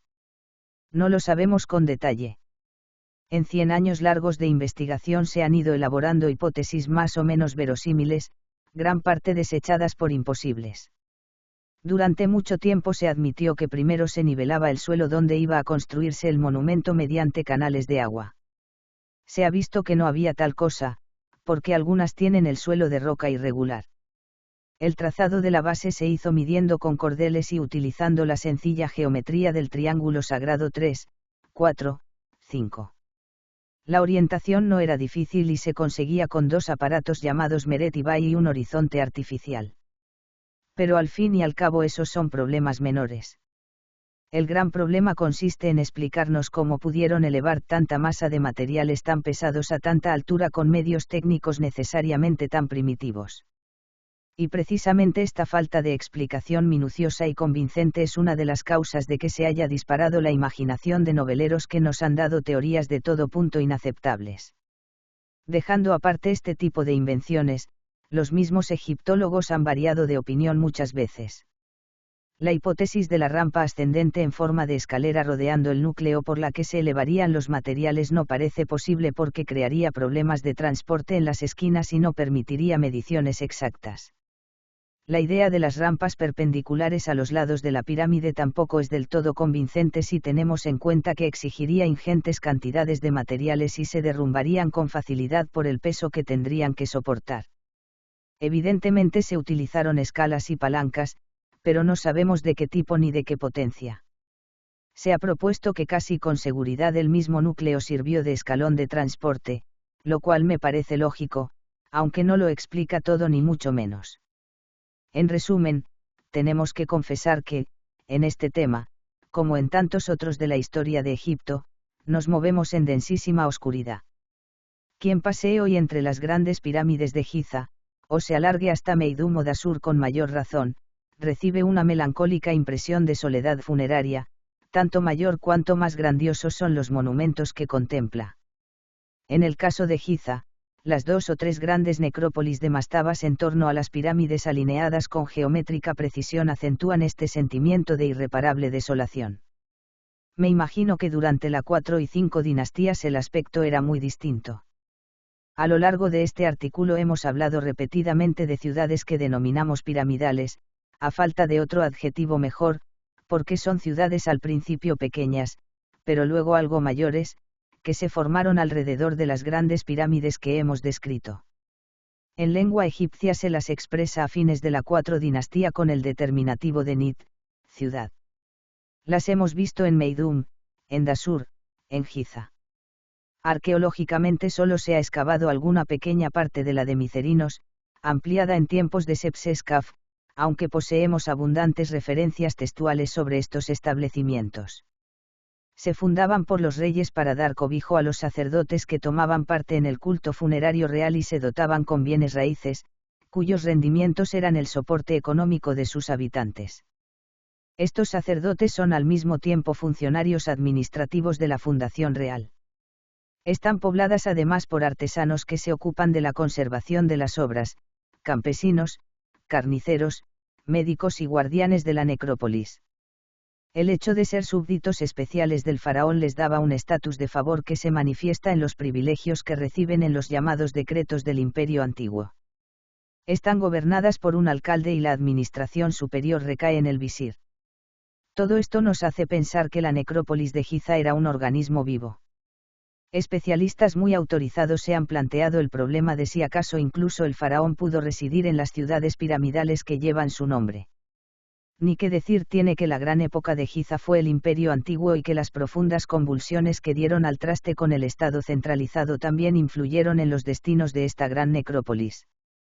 El abandono y la ruina sobrevinieron en lo que llamamos primer periodo intermediario, estado que continuó en el Imperio Medio. Los faraones del Imperio Nuevo se preocuparon de limpiar la zona, que no solo había sido saqueada, sino cubierta por las dunas del desierto vecino. Conocidos son los trabajos de Tutmés IV y las restauraciones de la 19 dinastía. La vuelta al pasado, ideal de la época saítica, contribuyó al cuidado de los venerables monumentos que encarnaban la época más gloriosa de Egipto. Empezó a ser lugar de visita obligada, de tal manera que en la época grecorromana es un auténtico lugar turístico al que acuden los hombres cultos y curiosos de las grandes ciudades del Mediterráneo clásico. El humanismo cortesano, la 5 dinastía. Uno de aquellos días, Redjedet empezó a sentir fuertes dolores y el parto se presentaba difícil. Entonces la majestad de Radio Señor de Saquebu, dijo a Isis, a Neftis, a Meskent, a Eket y a Knum, id por favor y prestad ayuda a Redhedet para que pueda parir a los 3 niños que tiene en su vientre, pues estos han de ejercer la función perfecta en todo el país. Os construirán templos, enriquecerán vuestros altares, cuidarán de que no falten libaciones sobre vuestra mesa, aumentarán las ofrendas a vosotros ofrecidas. Así comienza su relato el papiro Bestkar, continuando con el esperado desenlace. Los dioses toman el aspecto de danzarinas, llegan a casa del alborotado Rauser, marido de Redhedet, entran en la casa con su permiso y tiene lugar el parto. El hijo mayor es robusto y un verdadero prodigio, sus miembros tenían incrustaciones de oro y sus cabellos eran de verdadero lapislázuli. Meskent no puede sino exclamar al verle, un rey que ejercerá su reinado sobre todo este país. El niño es User-Kaf, primer monarca de la 5 dinastía. Es difícil saber por qué se creó esta leyenda. User-Kaf, según las conjeturas actuales, no tenía necesidad de inventarse tan sobrehumano origen, puesto que, a través de la reina Cancabes, cuya tumba en Giza es bien conocida, entroncaba directamente con la 4 dinastía. ¿Fue acaso un relato compuesto muchos años, incluso siglos después? Parece posible, y en tal caso el objetivo sería bien claro, explicar el culto que este monarca y sus sucesores dispensaron con verdadera pasión al dios Radio. En efecto, quizá el signo más visible del acceso de la nueva dinastía es de orden religioso, después de un largo periodo en que el carácter solar del monarca, vinculado con Radio, es claro, pero sin que podamos afirmar taxativamente el dominio de una teología concreta, ahora se evidencia la adopción de un sistema unitario, el elaborado desde muchos siglos atrás en On, la futura Heliópolis, y con él su grandiosa cosmogonía. En el origen tan solo existía el caos, Nun, líquido frío y oscuro. Pero ocurrió que, autocreándose, surgió el sol, Atum. Este, al no hallar dónde colocarse, creó en el lugar de su aparición una colina, la que después serviría de sede al templo de Heliópolis. Tal es el origen del símbolo posterior del ave fénix o Venu, posándose sobre el Benben, piedra elevada u obelisco que significa el rayo solar. Atum será el origen de la creación, escupiendo o, según otros, masturbándose, dio lugar a la primera pareja, Su, principio del aire y de la vida, y Tefnut, la ordenación del mundo, a los que pudo guiar con su ojo, el Udhat, separable de él. Su y Tefnut tuvieron como hijos a Heb, el dios de la tierra, y Anut, la diosa del cielo, y estos a su vez, al ser separados por Su, fueron padres de Osiris, Set, Isis y Neftis, completando así la gran Enéada de Heliópolis. Tal esquema, en efecto, era muy útil, permitía por una parte fijar la función teológica del faraón, al considerarlo hijo de Radio, dios solar, que quedaba asimilado a Atum con el nombre de Ra-Atum, y por otra parte la Enéada servía de simple núcleo ampliable al placer, Hathor pasaba a ser hija de Nut y de Radio, Horus, según las acepciones, era el propio Radio, Aractes, o el hijo de Nut, o el hijo de Isis y Osiris, etc. De esta forma se podía frenar la pérdida de prestigio divino, por decirlo así, que venían sufriendo los faraones anteriores y, por otra parte, se contentaba a los distintos nomos y ciudades, celosos de la importancia de su dios local, al darles a todos una dignidad religiosa concreta. Templos solares. Desde el punto de vista artístico y monumental, la implantación de tal etiología tuvo gran importancia. En efecto, si bien los faraones anteriores y los de la 5 dinastías se dedicaron y dedicarán a la construcción y enriquecimiento de templos a dioses variados, nada nos ha quedado de tales construcciones, en cambio, conocemos los templos solares que a Radio dedicaron User-Kaf y sus sucesores, tan impresionante que aún se pueden reconstruir a partir de sus ruinas. Estos templos llegaron a ser 6, al parecer, todos los sucesores de User-Kaf que tuvieron tiempo para ello construyeron uno, dándole un nombre alusivo, campo de radio, horizonte de radio, delicia de radio, etc. Sin embargo, solo 2 han podido ser documentados y excavados con certeza, el del propio User-Kaf y el del 6º faraón de la dinastía, Neuserre, ambos situados entre Saqqara y Giza, en el lugar llamado Abu Ghurab. Se trata de unos santuarios que debieron lógicamente imitar el hoy desconocido Heliópolis, y con una distribución similar a los conjuntos de las pirámides. Al estar muy destruido el pequeño templo de Userkaf, parece que puede tomarse como prototipo el de Neuserre, un templo bajo, situado en la llanura del Nilo, da acceso a una larga rampa ascendente. Esta conduce a un nuevo edificio, que hay que atravesar para alcanzar el recinto sagrado, rectangular y rodeado por un muro. Allí, a pleno sol, se celebra el culto a Radio. Al lado derecho quedaban almacenes y dependencias, en el centro, el altar con distintos apartados para ofrendas, al lado izquierdo, un pasadizo que llevaba a la gran construcción del fondo, que dominaba el conjunto, una especie de pirámide acoplada, o pesado obelisco simbólico de la divinidad, sobre un enorme podio de muros inclinados, en total, una mole que podía superar los 50 metros de altura. Se trata del tipo de santuario más peculiar de la V dinastía. No se sabe por qué cada faraón tuvo a gala construir un templo nuevo a Radio, no bastándole con el de algún antecesor. ¿Acaso la relación íntima entre el monarca y su padre divino así lo exigía? ¿Acaso cada templo acababa vinculándose a su constructor cuando moría y se fundía con la divinidad? De lo que no cabe duda es de que el culto a Radio se convirtió en el gran culto estatal, directamente fomentado y aún ejercido personalmente por el rey, y que éste lo impulsaba con todas sus fuerzas para asentar mejor su propia dignidad religiosa. Sin embargo, no debe exagerarse el alcance de tal medida político-teológica. Es peligroso dejarse llevar por estas proclamas, petrificadas en grandiosos monumentos, y ver siempre en ellas verdaderos cambios estatales. En realidad, a poco que se acerca uno a detalles de otra índole, se ve que los cambios profundos, los más inexorables, fueron más lentos y fluidos. Por tanto, no cabe imaginar a Userkaf como un gran profeta religioso solar, del tipo de Akenatón. El culto a Ra-Atum nunca desplazó los de otros dioses. La esposa del sacerdote principal de Radio en Heliópolis era a su vez sacerdotisa de Hathor, y nunca pudo sustituir las mitologías más populares, como la de Osiris, sino muy al contrario, como veremos más tarde. Gracias a eso, por otra parte, tuvo más futuro el culto a Radio que el culto a Atón. Más bien parece que, como para Userkaf el objetivo era restablecer la dignidad del faraón, le interesaba enlazar con las mejores tradiciones de las dinastías 3 y 4. Y así se explica que, después de que el último faraón oficial de la 4 dinastía, Chepseskaf, se contentase con una tumba en Mastaba, la Mastabat el faraón, él volviese a la forma de la pirámide, y que escogiese para colocarla a las cercanías del prestigiosísimo recinto de Djeser en Saqqara. Su pirámide, desde luego, no es muy brillante, 73 metros de lado y 26 de alto, 140 codos de lado por 50 de altura, de aparejo descuidado, ha llegado muy destruida hasta nosotros, por haber servido de cantera en época tardía.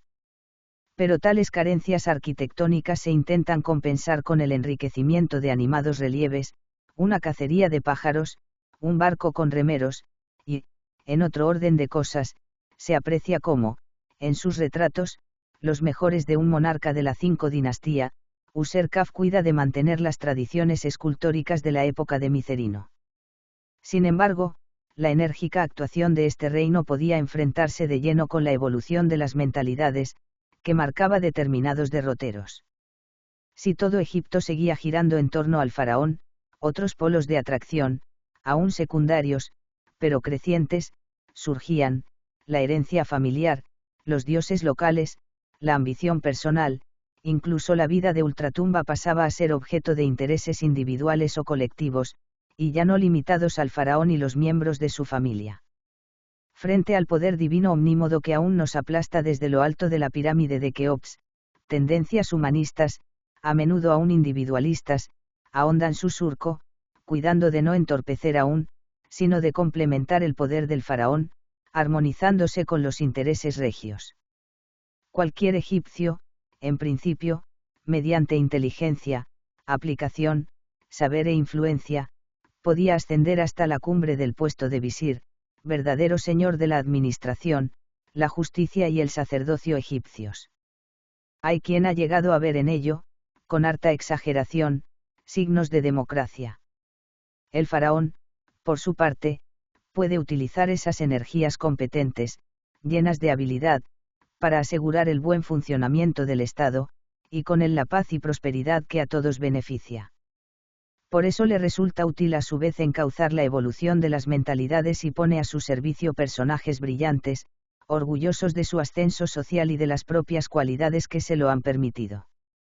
No en vano son los últimos años de la 4 dinastía y los primeros de la 5 los que ven tallarse los más impresionantes retratos de funcionarios de toda la historia de Egipto. Caper, llamado por los obreros de Mariette el alcalde del pueblo al descubrirlo, un hombre bonachón, pero vivaz y majestuoso en su lento paseo, que debió vivir entre las 2 dinastías, el sacerdote Deta, Renofer, enérgico y quizá despótico con su talla de atleta, pero, sin duda, efectivo en su puesto, Cai, el escriba. Sentado del Louvre, inteligente como un lince y atento como un lebrel a las órdenes de su señor, el escriba de El Cairo, trabajador probo e incansable, toda una galería de personajes inolvidables por su vivacidad, que ganaron su vida personal ultraterrena por el agradecimiento del faraón, al que sirvieron sin desmayo, y que, durante un siglo, regirían la marcha de los cultivos, las escasas y calculadas campañas militares a Libia y al Sinaí, y el culto a Radio, al faraón y a los demás dioses del Valle del Nilo.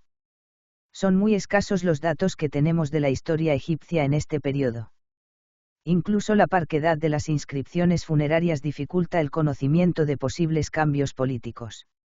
La piedra de Palermo casi solo menciona, como acontecimientos de interés, las donaciones regias a distintas divinidades, pero la continuidad de construcciones, repetitivas de reinado a reinado, e incluso detalles nimios de decoración, nos permiten pensar con bastante seguridad que se trata de uno de esos periodos dichosos que no tienen historia y en los que se desgranan tranquilamente los reinados y las cosechas. Adornos. Tras 7 años de fecundo reinado, murió Userkaf. Sauré, que sería su hermano si creemos al citado papiro Bestkar, le sucedió y reinó durante unos 14 años. Este monarca trasladó la necrópolis regia a Busir, muy cerca del emplazamiento de los templos solares. Si lo hizo para acercarla a las canteras de Tura y facilitar así las construcciones, o para vincular templos y tumbas, es difícil saberlo, pero lo cierto es que su pirámide rompe con la tradición para buscar algo nuevo. Frente a los pilares y arquitrabes monolíticos, cuadrangulares y sin decoración del templo funerario de Kefren, ahora empiezan a dominar los adornos, se inventan las columnas palmiforme y papiriforme, volviendo a la idea de Djeser de petrificar elementos vegetales, y con ello se crean degradaciones de sombra que limiten los contrastes. Los patios, con estos elementos, ganan en sosiego y ligereza, los relieves se convierten en elemento fundamental de la decoración, y proclaman la dicha del reinado con sus variados temas, portadores de ofrendas, cacería en el desierto, caza de hipopótamos en el río, campaña victoriosa contra los libios, naves retornando de Siria con asiáticos que alzan los brazos en homenaje al faraón. Todo, en arquitectura y decoración, muestra en germen lo que acabará siendo el arte egipcio del Imperio Nuevo, por ello es quizá doblemente triste que todos estos adornos de diversos colores, pavimentos de basalto, estatuas de caliza, bases de granito, incluso cañerías de bronce, solo puedan reconstruirse idealmente, dada su total destrucción. Si esta y las demás pirámides de Abusir parecen hoy pobres a los visitantes, es porque de ellas solo queda lo que en su época era ya secundario, la propia pirámide. Poco es lo que sabemos de los 3 monarcas que sucedieron a Sauré. Neferirkare comenzó en Abusir una pirámide tan grande, 210 pies de lado, que no la pudo acabar, inventando para su decoración un nuevo tipo de columna, la lotiforme. Chepsescaré solo es conocido por la lista de Saqqara y por un escarabeo, y de Neferefre nos limitaremos a citar la opinión de Borchardt, el gran excavador de Abusir a quien tantos datos sobre la 5 dinastía debemos, según la cual inició su pirámide junto a las de sus antecesores. Tras estos efímeros monarcas, cambia de nuevo la situación con el largo reinado, unos 30 años, de Neuserre. De nuevo hay tiempo para realizar grandes construcciones regias. La pirámide se construye, como ya es tradición, en Abusir, y el rey no siente escrúpulos en apropiarse, para su tumba, del templo bajo y la mitad inferior de la rampa de Neferirkare. Pero la magna obra del reinado no es esta pirámide, en la que se repiten los patios con columnas de tipo vegetal, sino el ya citado y comentado templo solar a radio. Pese a su estado, su poder evocativo es aún enorme. El rey abandonaría su ciudad-residencia del valle para subir por la rampa, pasar salas oscuras y, finalmente, dejarse inundar por la claridad del sol en su santuario. Fundido en el abrazo de su Padre Divino, procedería el monarca a múltiples sacrificios y libaciones, acompañado de músicas y coros de sacerdotes y, finalmente, igual que el sol reparte sus bienes, los restos del sacrificio serían entregados a los oficiantes. Pero lo más curioso es el carácter que toman algunos de los relieves decorativos del templo, frente a los de tema ritual, fiesta del Ebsed, destacan los que, en honor a Radio, representan sus bienes en este mundo, el curso de las estaciones, que en Egipto son 3, inundación, invierno y verano, y las labores que a ellas corresponden, con pormenorizada descripción de hombres, plantas y animales. Esta visión optimista de la naturaleza bañada por el sol fecundador, tan lejana del concepto abstracto de la luz, es algo que ahora se impone en Egipto con una fuerza avasalladora. No en vano se ha podido hablar, a la vista de las columnas vegetales, de los extensos relieves, de los variados colores, y de esta pasión por la naturaleza, de una especie de espíritu franciscano, guardando todas las distancias posibles, que daría al arte de la dinastía un oculto parentesco con el florecer del gótico. El culto a los animales y plantas, el gusto por lo campesino y artesanal, son además sentimientos que no quedan aislados en la teología y el ritual de Radio. Al contrario, parecen tener un éxito inmediato, preparado y presentido ya desde un par de generaciones antes, en su ámbito más amplio de funcionarios y cortesanos.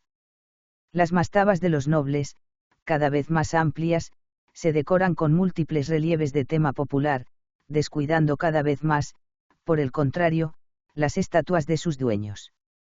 Una de las construcciones más impresionantes de este tipo es la mastaba de Ti, personaje que desempeñó varias funciones sacerdotales precisamente en el templo de su señor Neuserre, y que además fue director de las pirámides de Neferirkare y Neuserre, y de todos los santuarios solares a partir del de Sauré, en una palabra, un potentado que controlaba a los mejores artistas y vivía por completo en la sensibilidad religiosa de la corte.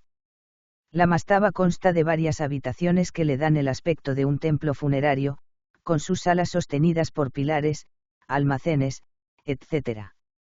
En las paredes, en torno a quien iba a depositar las ofrendas, toda la vida cotidiana de Egipto se presenta ante nuestros ojos llena de curiosas observaciones y adornada con escritos que convierten el relieve multicolor en un verdadero cómic. En una escena que representa a una vaca pariendo, un campesino dice a otro, ayúdala a parir como hay que hacerlo, pastor. En otra, muy conocida, un boyero coge sobre sus hombros a un ternero para atraer a la vacada en la travesía de un canal, y un pastor dice a la vaca madre, ya nos ocupamos de tu ternero, nodriza. La animación es tanta en esta y otras tumbas parecidas que casi se nos olvida preguntarnos por la razón de ser de estas ilustraciones. Culto indirecto a Radio, Señor de la vida. Obras destinadas a revivir para el muerto en el más allá. Recuerdo a los visitantes de la importancia que tuvo el difunto, y que probablemente seguirá teniendo en el mundo de los muertos.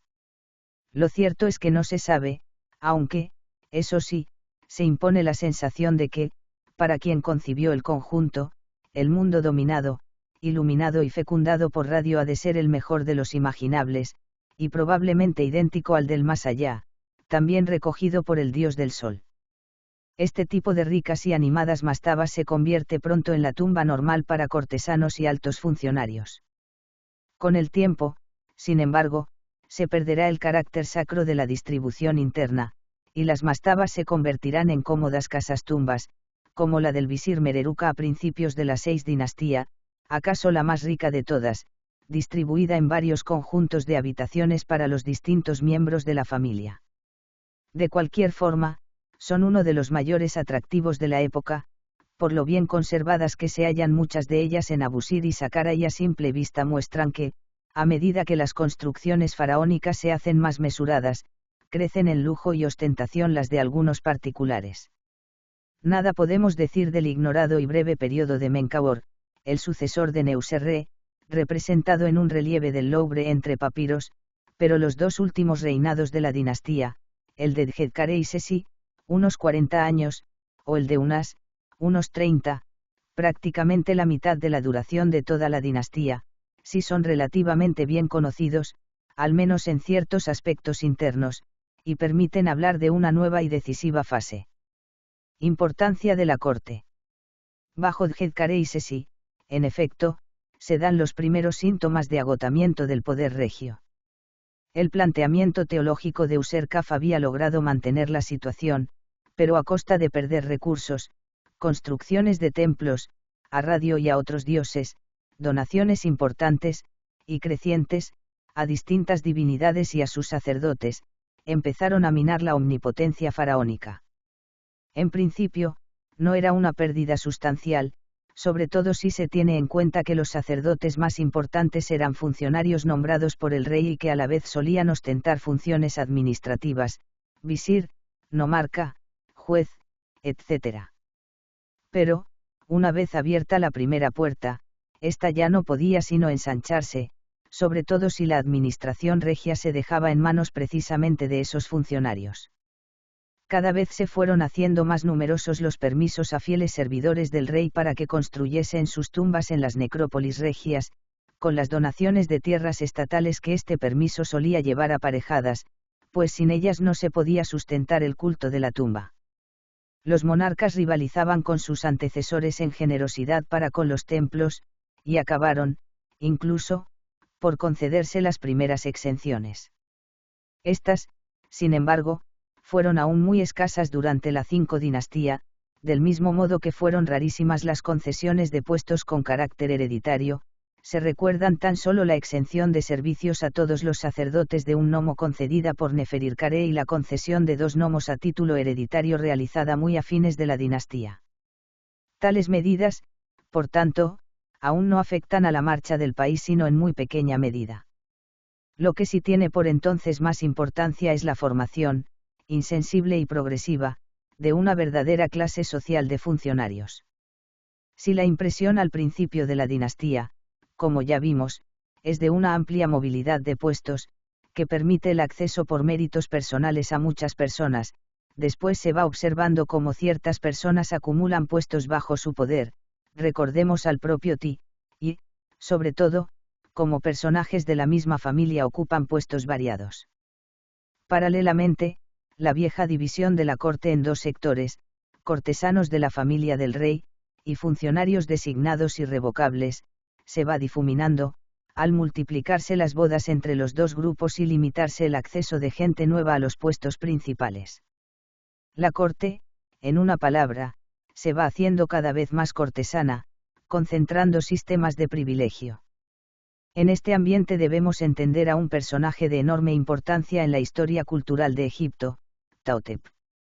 Visir de Djedkare Sesi, fue miembro de una familia que dio otros visires a la dinastía, uno de los cuales construyó una bellísima mastaba con relieves en Saqqara.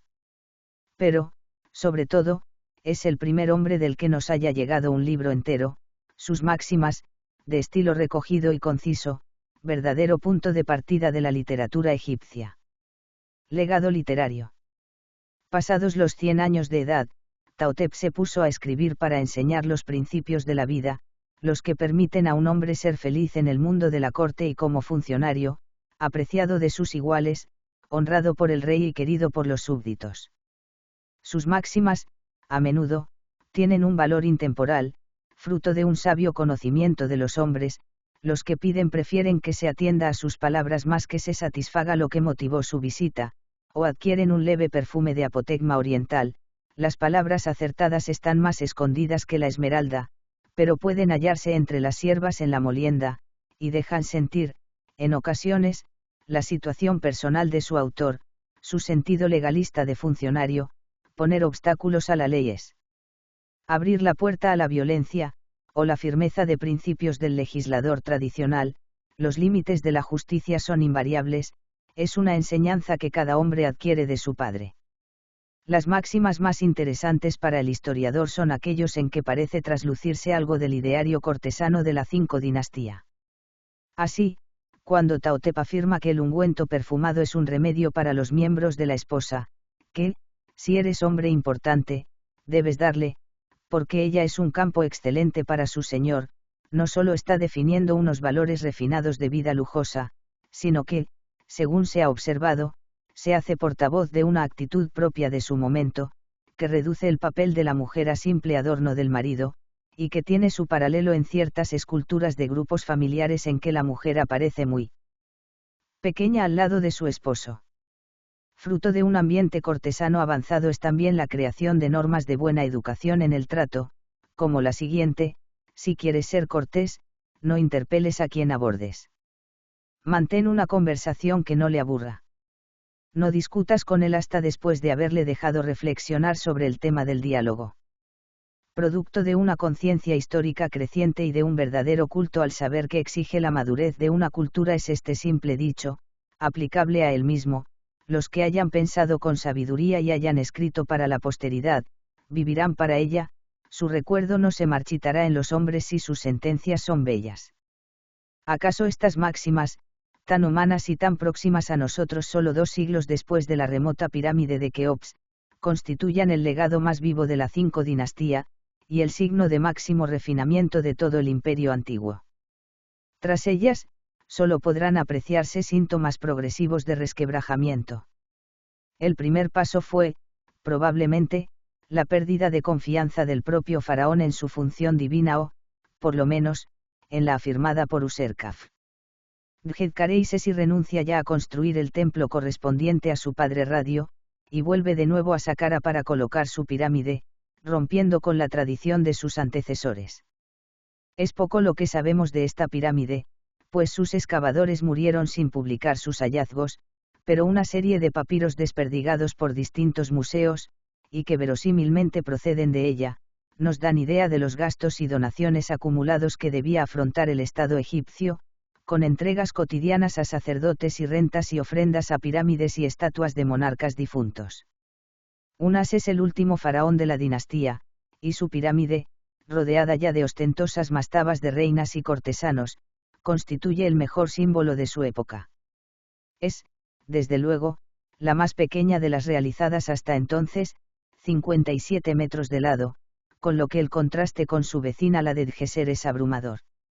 Hoy es lugar de visita obligada para el turista, sobre todo por su decoración, templos muy desarrollados con columnas papiriformes, múltiples relieves en los elementos exteriores, algunos de ellos tan curiosos como la representación de una jirafa, o un grupo de hombres famélicos, o el transporte por el Nilo de columnas y arquitraves, y, sobre todo, ya dentro de la pirámide propiamente dicha, la antesala y la cámara sepulcral, cubiertas de jeroglíficos, la primera redacción de los textos de las pirámide. Estos textos, que causaron sensación desde su descubrimiento por Maspero, son una serie de himnos rituales, destinados a ser leídos desde la entrada para que el rey difunto pase a convertirse en radio. Salvo algún pasaje aislado, no tienen un gran valor literario, pero son inapreciables para la historia religiosa de Egipto, por ser los más antiguos textos de esta índole que nos hayan llegado. Hay fragmentos que siguen intrigando por su extrañeza salvaje, como interpretar el banquete en que un as se come a los dioses: el cielo está cubierto de nubes, las estrellas se han oscurecido, los arcos se agitan, los huesos del dios de la tierra tiemblan. Los movimientos cesan, cuando han visto a un as surgiendo en todo su poder, como un dios que vive de sus padres y se alimenta de sus madres. Pnum es el que mata a los señores y los degüella para un as, y arranca para él lo que se halla en sus cuerpos. Chesmu es el que los corta en pedazos para un as, y los cuece para él en los calderos de la tarde. De cualquier forma, estos textos son un signo de cómo la teología heliopolitana de Radio ha admitido influjos de la popular leyenda de Osiris, perdiendo su pureza primordial. La reforma de Userkaf ya solo puede mantenerse mediante pactos teológicos que afectan a la propia figura del monarca. El paso de la 5 a las 6 dinastías, como el de la 4 a la 5, no parece suponer cambios radicales. En ambos casos es patente la continuidad en las carreras funcionariales de diversos personajes. Los faraones de la 6 dinastía, Teti. Pepi I, Merenre y el eterno Pepi II, famoso porque su reinado, de más de 94 años, ha sido el más largo de la historia, siguen haciendo pirámides decoradas con sus correspondientes textos de las pirámides, mientras que sus cortesanos construyen lujosas mastabas. Pero ya parece haber pasado todo intento renovador, las pirámides son todas iguales, incluso en medidas, los puestos se transmiten, cada vez más, como si de herencias familiares se tratase, los distintos nomos se van convirtiendo en feudos, algunos nobles se entierran en sus propios territorios, desdeñando la sombra de la pirámide de su rey e, imperceptiblemente, Egipto se disgrega de facto, aunque la legalidad se mantenga oficialmente, el camino emprendido a fines de la 5 dinastía será la inevitable vía por la que se hundirá lentamente el poder regio y, con él, la organización coherente del Valle del Nilo. Extracción y transporte de la piedra. Todavía se discute el procedimiento para extraer granito y las otras piedras duras. Algunos investigadores suponen que en la época de las pirámides no había canteras con esas piedras, sin embargo, esta opinión no se conjuga bien con la técnica demostrada por los egipcios en el desbastado y pulido de grandes monolitos, como los del templo bajo de Kefren o los del revestimiento del primer escalón de su pirámide. En épocas más tardías se emplearon las cuñas, como puede verse todavía en las canteras de Asuán. Ningún indicio prueba que en el Imperio Antiguo no se hiciera lo mismo. Por el contrario, las losas que cubren la cámara sepulcral de Miquerinos presentan trazas dejadas por la inserción de cuñas. Para ello se pudo frotar un abrasivo con un sílex, o también con un cincel de cobre. Otro sistema más laborioso consistía en golpear el granito con bolas de diorita. Es el utilizado en el obelisco inacabado del Imperio Nuevo de Asuán y pudo evidentemente ser conocido en la época de las pirámides en que tanto volumen de piedra se necesitó. Gran cantidad de hombres se empleaban en estos trabajos.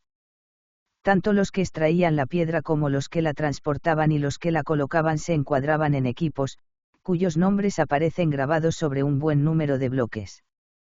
En Meidum leemos, por ejemplo, equipo del barco, equipo vigoroso, equipo del cetro, equipo del norte, equipo del sur.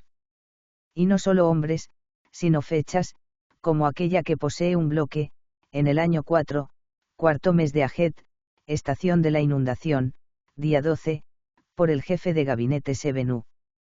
Todo ello debía servir para facilitar el control del trabajo asignado a cada equipo y tener en cuenta el número necesario y el extraído de bloques. Transporte. Extraído el bloque, reemplazaban a los canteros los que se ocupaban de transportarlo, trabajo que requería esfuerzo y organización, especialmente cuando eran grandes bloques o había que llevarlos desde canteras al otro lado del río o a otros puntos del país. Algunos bloques del templo funerario de Miquerinos o de Kefren pesan cerca de 200 toneladas, en este último templo hay un bloque de 170 metros cúbicos, cuyo peso se ha estimado aproximadamente en 500 toneladas.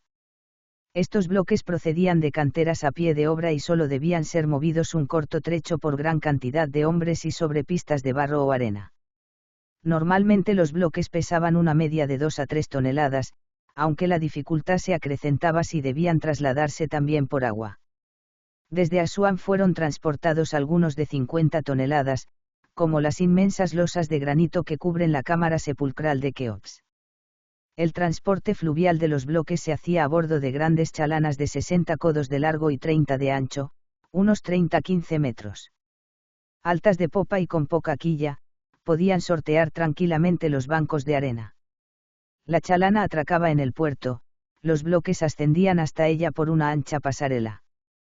Los hombres, con los músculos en tensión, tiraban de la cuerda que lo rodeaba al inicio y final del viaje. Por fin, el bloque quedaba listo para transportarse por el camino que le llevaría a su destino. ¿Cuál era el método para este transporte por tierra?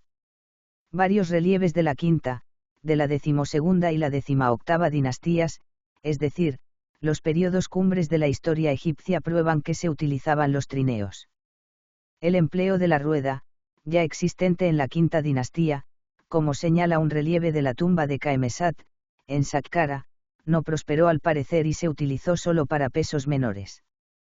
Muy probablemente los bloques se colocaban en los trineos por medio de una pequeña rampa de adobe o piedra. Después se deslizaban por unas pistas de arena o barro humedecido o, por medio de palancas, se colocaban unos rodillos debajo del trineo y bloque conjuntamente atados y hombres con cuerdas hacían resbalar la carga. Vemos la mejor ilustración del procedimiento en una tumba de El Berché, en el Egipto Medio. Su propietario, Djeutiot, noble de la 12ª dinastía y príncipe del Nomo de la Liebre, hizo pintar en su tumba el traslado de una estatua suya de alabastro que medía 13 codos, unos 6 metros, de alto y debía pesar unas 60 toneladas. Se ven allí 172 hombres divididos en 4 hileras. El coloso está montado sobre un trineo y de él tiran los hombres por medio de 4 cuerdas. El ayudante está sentado en las piernas de la estatua y echa agua a los pies del trineo para evitar el frotamiento. Las cuerdas que aseguran el conjunto tienen almohadillas en los puntos que debían rozar con el blando alabastro. Completan la escena cuadrillas que animan con sus gritos a los que tiran. Fin.